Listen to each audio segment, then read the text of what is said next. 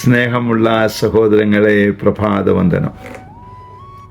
ഇന്ന് സുവിശേഷം നമുക്ക് മനസ്സിലാക്കി തരികയാണ് ഈശോയ്ക്ക് ഒരു കുടുംബത്തോടുള്ള സ്നേഹം. മർത്തായുടെയും മറിയത്തിൻ്റെയും കുടുംബം ആണ് അത്. അവര് ഈശോയെ അനുഗമിക്കുന്നവരാണ്. ലാസറിന്റെ മരണശേഷം 3-4 ദിവസം കഴിയുമ്പോൾ ആ ഭവനത്തിലേക്ക് ഈശോ ചെല്ലുകയാണ്. തൻ്റെ ഗ്രാമത്തിലേക്ക് ഈശോ പ്രവേശിച്ചു എന്ന് കേട്ടപ്പോൾ മർത്ത ഇറങ്ങി ഓടി ചെന്ന് ഈശോയെ സ്വീകരിച്ചുകൊണ്ട് പറയുന്നുണ്ട്, നീ ഇവിടെ ഉണ്ടായിരുന്നെങ്കിൽ എൻ്റെ സഹോദരൻ മരിക്കുകയില്ലായിരുന്നു എന്ന്. എന്നാൽ മറിയം വീട്ടിൽ തന്നെ ഇരുന്നു. എന്താണ് മറിയം വീട്ടിൽ തന്നെ ഇരിക്കാൻ കാരണം? അവൾ കഴിഞ്ഞ പ്രാവശ്യം യേശു വന്നപ്പോൾ അവൻ്റെ പാദാന്തികത്തിലിരുന്ന് വചനം കേട്ടവളാണ്.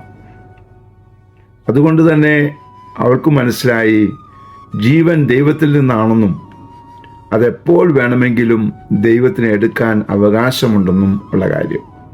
അതുകൊണ്ട് അവൾക്ക് പരാതിയൊന്നുമില്ലായിരുന്നു. അതുകൊണ്ടാണ് അവൾ അവൻ്റെ അടുത്തേക്ക് ഓടിച്ചെല്ലാഞ്ഞത്. എന്നാൽ ഈശോ അവളെ വിളിക്കുന്നു എന്ന് കേട്ടപ്പോൾ അവൾ ഓടിച്ചെന്ന് മർത്ത പറഞ്ഞ അതേ വാക്ക് തന്നെ പറഞ്ഞു. സ്നേഹമുള്ള സഹോദരങ്ങളെ, നാം എല്ലാവരെയും ഈശോ വിളിച്ചതാണ്. വിളി കേട്ടവരായ നമുക്ക് അവൻ്റെ അടുക്കലേക്ക് ഓടിയെത്താം. എന്നിട്ട് ഒരു കാര്യം വിശ്വസിക്കാം, ദൈവത്തിന് നമ്മുടെ മേലൊരു പദ്ധതിയുണ്ട്. അതുകൊണ്ട് അവൻ്റെ പദ്ധതി നടക്കട്ടെ. അതിനായി നമുക്ക് നമ്മെ അവൻ്റെ പക്കൽ സമർപ്പിക്കാം. ദൈവം സമൃദ്ധമായി അനുഗ്രഹിക്കുന്ന ഒരു ജീവിതശൈലി നമുക്കുണ്ടാകാൻ പ്രാർത്ഥിക്കാം. പരിശുദ്ധ അമ്മയെ സഹായിക്കണേ. വിശുദ്ധ യോസേപ്പ് പിതാവേ, ഞങ്ങൾക്ക് വേണ്ടി പ്രാർത്ഥിക്കണേ. പരിശുദ്ധാത്മാവേ, എഴുന്നള്ളി വരണേ.